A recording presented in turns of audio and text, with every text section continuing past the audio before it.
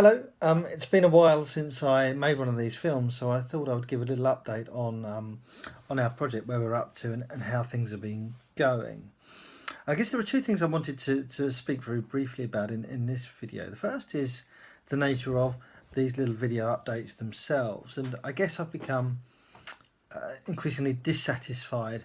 with them, and I think probably because I'm trying to do too much with these films. I'm not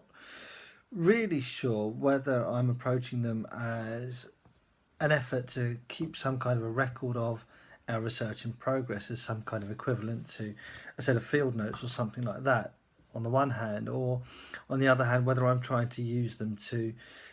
disseminate our project, or advertise it, or to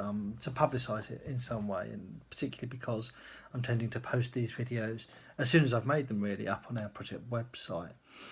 And there's obviously a tension between those two things. The fact that I'm sharing these videos publicly means that I'm self-censoring in some ways in relation to the content of these videos, what I'm what I'm sharing, what I'm not sharing, what I'm saying and what I'm not saying, but also self-censoring, I guess, in some way in terms of their style. I'm not putting a lot of thought into how I look or how these are filmed or anything like that, but I'm certainly, I guess, not talking in quite the same way as I might if I was producing these films purely for my own record of how things had gone along the way. And I guess there are, as I said, clear tensions between attempting to do those two things. And I'm not at the moment sure how or if those will be resolved. The second thing I wanted to speak about was the project itself, and particularly because we had an excellent day on Saturday at the BBC Voices studio in the Forum in Norwich, working with Gary and two volunteers at BBC Voices, and two of our filmmakers, Kudra and Mo,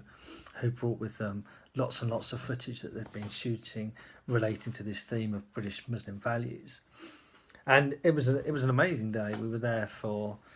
5-6 hours or so, I would think, and some of the footage and some of the ideas that our filmmakers have got are absolutely fantastic, and far beyond, genuinely far beyond what I'd expected. Dealing with themes around identity, around sovereignty, around power and gender, and so much more, and some really truly beautiful visual parts of these films as well. So what's becoming increasingly clear, I think, in these films is that our filmmakers are genuinely taking real pride in them, and they want them to be as good as possible and as powerful as possible, I guess, as stories of their own experiences or understandings of this relationship between British values and being a Muslim. And that's amazing. And I guess when we'd originally put the project together, we thought of these videos as a really important first step, but not as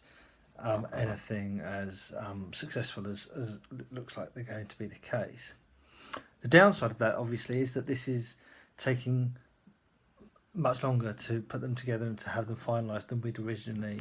thought. And although we were there for the whole day on Saturday, we're nowhere near having finished even the two films that we were working on. And our filmmakers are making appointments individually and separate from us to go back to BBC Voices to work with Gary and Wendy and others there to continue to work on their films over the next week or two, and we're hoping to get them finished now by the end of March. So the process of editing this footage is a much longer and slower one than I'd imagined, than I'd been expecting, and I think that's obviously having implications for the project going forward, because the next stages in terms of running a series of focus groups and doing interviews can't take place until these films are finished. And that, I guess, speaks to the other big challenge that we've got at the moment, which is our need to recruit at least 4, possibly 5 new filmmakers, given some of the problems we've been encountering along the way. And obviously I'm concerned at the moment that we might not be able to meet the original research aims or design of the project, that we might end up falling short in terms of the number of films and filmmakers that we have, and what does that mean, and what do we do? And I guess I'm worried on one level that we won't be able to therefore achieve all that we'd hoped for from this research, and it's hard to separate these in a way, but on a much more selfish personal level, worried, I guess, about what that means for my reputation, for my ability to bid for future research funding and all those kind of things that shouldn't be